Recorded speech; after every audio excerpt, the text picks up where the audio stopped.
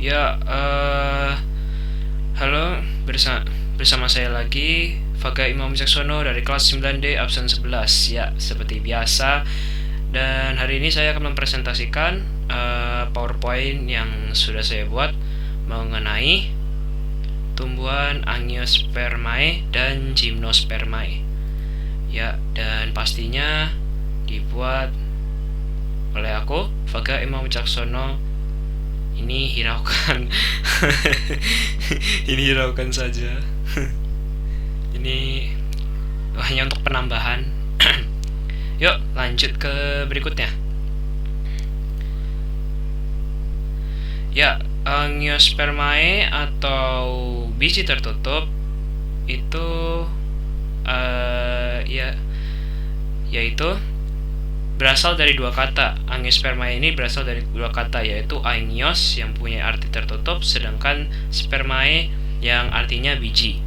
Nah, jadi kita dapat kesimpulan bahwa angiospermae itu salah satu golongan tumbuhan yang dapat menghasilkan biji. Nah, serta dilindungi dengan karpel atau daun buahnya, serta pembuahannya yang ganda. Nah, kita bakal ke ciri-cirinya dulu ya.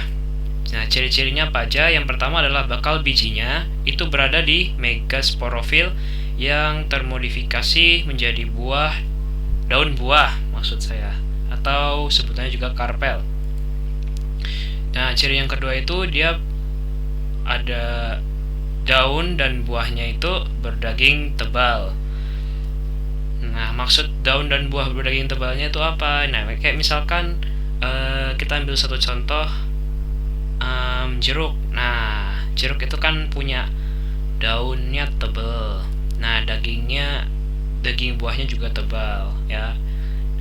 Karena bijinya itu alias spermaenya ini sebagai pusatnya. Nah, yang ketiga ini adalah daun buahnya berfungsi melindungi biji agar tidak kekeringan pada saat mengalami dormansi atau masa istirahat. Nah, dormansi ini apa ya? Dormansi ini ya masa istirahat pada tumbuhan. Nah, yang berikutnya, tubuhnya terdiri dari akar, batang, daun, dan bunga. Nah, yang membedakan antara Angiospermae dan Gymnospermae ini adalah kalau Angiospermae ini punya alat reproduksinya, yaitu bunga. Nah, ya. Lanjut. Bunganya terdiri dari kelopak, mahkota, benang sari, dan putik. Ya, sudah pasti namanya juga bunga ya. Pasti punya kelopak, mahkota, benang sari, dan putik. Tapi ada sih bunga yang nggak memiliki kelopak atau mahkota. Intinya dalam bunga itu harus ada benang sari sama putik untuk reproduksinya.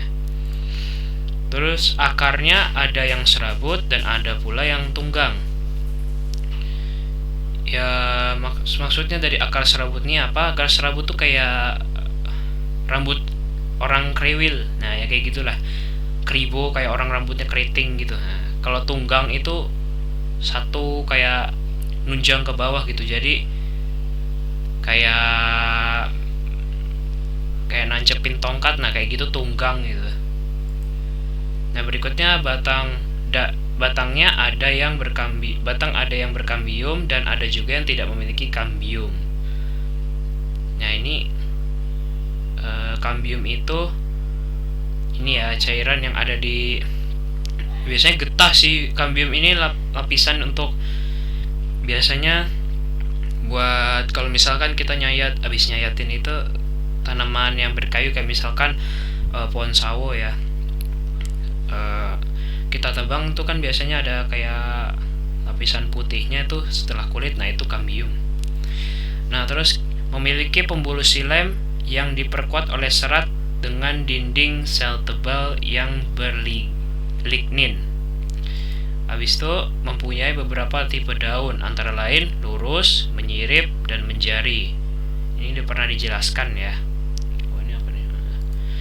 Terus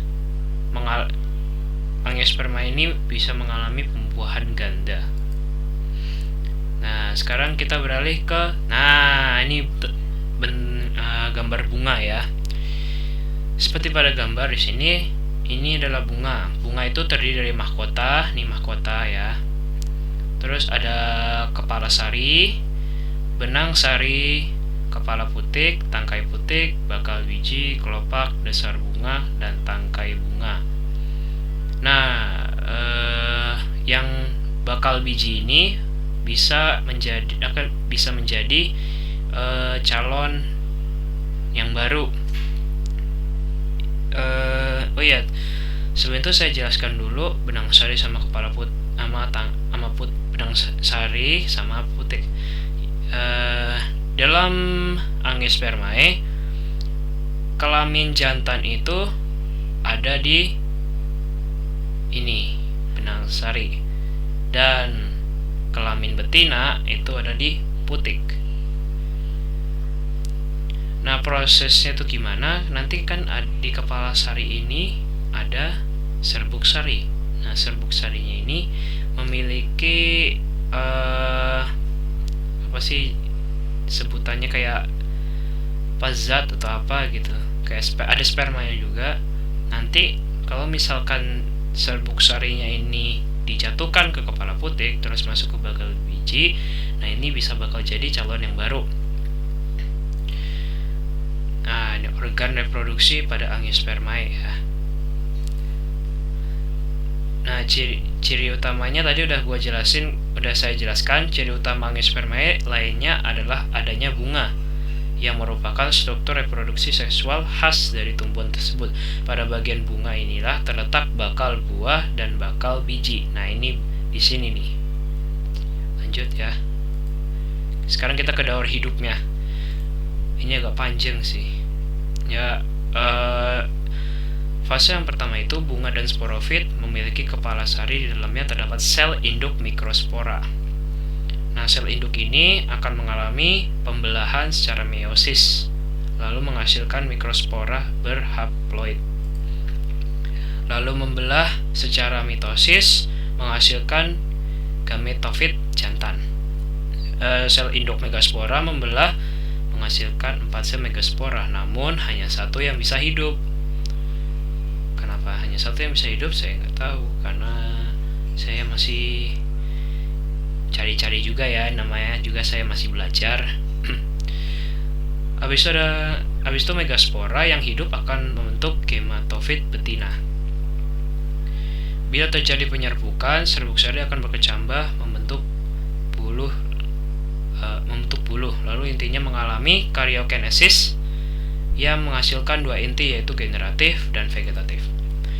Nah, setelah buluhnya sampai di mikopil, inti vegetatif mengalami regenerasi inti spermanya membuahi ovum dan menghasilkan zigot atau calon lembaga kalau nggak salah ya, calon lembaga. Nah, zigot ini akan tumbuh menjadi embrio. Ketika bakal biji tumbuh menjadi biji, ovarium akan berkembang menjadi buah. Nah, jadi bakal bijinya ini tumbuh menjadi biji. Nah, ovariumnya ini yang menjadi buah. Jadi yang kita makan itu ovarium, buahnya, daging buahnya. Nah, bila bijinya jatuh di tempat yang cocok, maka akan tumbuh menjadi tumbuhan sporofit baru. Ya. Dan di sini daur hidup angiospermae. Nah, persis kayak tadi ya. Yuk kita lanjut yang berikutnya. Ini skema daur hidupnya ya. Silakan jika mau di screenshot juga boleh. Ini juga ilmu ya. Ayo kita lanjut ke tanaman berikutnya, yaitu adalah gymnospermae atau berbiji terbuka. Seperti namanya. Gymnospermae ini berasal dari bahasa Yunani, yaitu gymnos yang artinya telanjang, dan sperma yang berarti benih atau biji. Nah, istilah gymnospermae ini secara harfiah berarti biji telanjang. Ya, agak aneh kalau ngomong biji telanjang ya, tapi memang gimana lagi, ini saya dapat dari informasi dari sumbernya, ini memang informasi seperti ini. Nah, hal itu karena pada tumbuhan gymnospermae ini bijinya tidak terbungkus oleh buah, jadi langsung biji, nggak ada pelindungnya, nggak ada buahnya. Nah, berbeda dengan angiospermae, gymnospermae ini tidak menghasilkan bunga atau buah. Nah, jadi kita udah tahu perbedaan antara gymnospermae dan angiospermae ini adalah bahwa gymnospermae ini tidak memiliki bunga sebagai alat reproduksi, sedangkan angiospermae itu punya bunga sebagai alat reproduksinya. Nah, kita ke daur hidup gymnospermae-nya. Seperti ini ya, kawan-kawan. Bisa dilihat dulu nih dari spor. Ini jika tidak salah ini buah pinus ya, buah pinus. Nah, dari sporofit dewasa, lalu ada konus serbuksari, ini ada meiosis. Ini apa nih? Berevolusi. Konus yang berevolusi ini di sini ya. Lalu ada bakal bijinya. Ada satu sisi tunggal sporofil. Ya, silahkan jika mau di screenshot dulu ilmu lo guys. Sudah? Ayo kita lanjut. Sekarang kita ke ciri-cirinya. Ciri-ciri gymnospermae-nya. Ciri-cirinya ini yang sudah kita ketahui tadi adalah dia tidak punya, bijinya itu tidak terlindungi oleh daun atau buah, atau daun dan buah. Nah, gymnospermae ini berakar tunggang. Kayak misalkan pohon pinus tadi ya. Pohon pinus itu kan akarnya tunggang tuh. Ya, akarnya tunggang. Jadi itu kenapa pohon pinus itu susah kalau buat dicabut, jadi harus ditebang. Nah, habis itu berdaun tebal, sempit, kaku seperti jarum. Nah, pohon pinus itu tadi kan seperti yang kita lihat tadi, pohon pinus itu daunnya tajam, kaku. Nggak tajam sih, tapi cuma kaku, sempit, kayak jarum, tapi bukan jarum. Nah, habis ini batangnya tidak bercabang, tidak bercabang, berkayu, tumbuh tegak ke atas. Pohon ini tadi kayak pohon tadi ya, pohon pinus tadi. Nah, akarnya mengandung kambium dan memiliki kaliptra. Saya masih belum tahu. Saya lupa menambahkan apa itu kaliptra ya. Jadi agak ini namanya juga saya masih belajar. Jadi mohon maaf ya. Jika kalian tidak tahu, silakan kalian bisa cari sendiri di internet atau di mana ya pun. Nah, berkas pembuluh angkut belum berfungsi sepenuhnya baik karena masih berupa tracheid. Tracheid nih kalau karena masih berupa tracheid itu juga masih belum tahu, tapi silakan jika kalian tahu, silakan tinggalkan di kolom komentar. Batangnya mempunyai kambium dan phloeterma atau sarung tepung, yaitu endodermis yang mengandung zat tepung. Jadi batang ini punya kambium dan phloeterma atau sarung tepung. Ya. Alat kelaminnya ini terpisah nih. Serbuk sarinya terdapat dalam strobilus jantan dan sel telur terdapat dalam strobilus betina. Jadi ini disendiriin, nggak kayak ini apa, bunga itu kan dekat, saling dekat kan. Ini terpisah alat kelaminnya. Nah, pembuahannya tunggal. Antara penyerbukan dan pembuahan memiliki selang waktu panjang. Pada umumnya, perdu atau pohon tidak ada yang berupa herba. Ya. Sekarang kita lanjut ke skema daur hidup minimal. Ya, silahkan difoto dulu jika pengen difoto. Screenshot. Sudah? Yuk, sekarang kita ke daur hidupnya. Penjelasan daur hidupnya. Ini lebih singkat ya. Jadi semoga kalian mudah mengertinya. Nah, Gymnospermae ini siklus hidupnya dimulai dari terbentuknya gamet yang disebut dengan mikrospora.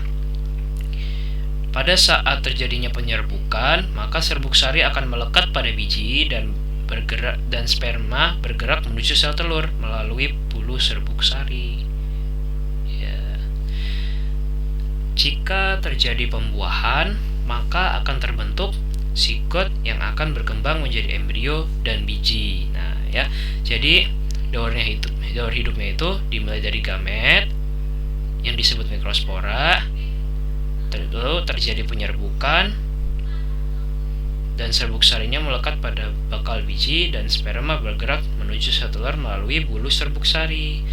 Nah, lalu terjadi pembuahan membentuk zigot yang akan berkembang menjadi embrio dan biji. Ya. Oke, thank you ya sudah nonton di acara hari ini. Mohon maaf bila ada kesalahan dalam penjelasannya atau mungkin kekurangan materi, karena ini sudah usaha saya, jadi mohon maaf bila ada salah kata. Saya Faga Imam Wicaksono dari kelas 9D absen 11 mengucapkan terima kasih dan selamat menikmati hari bahagia kalian. Dadah.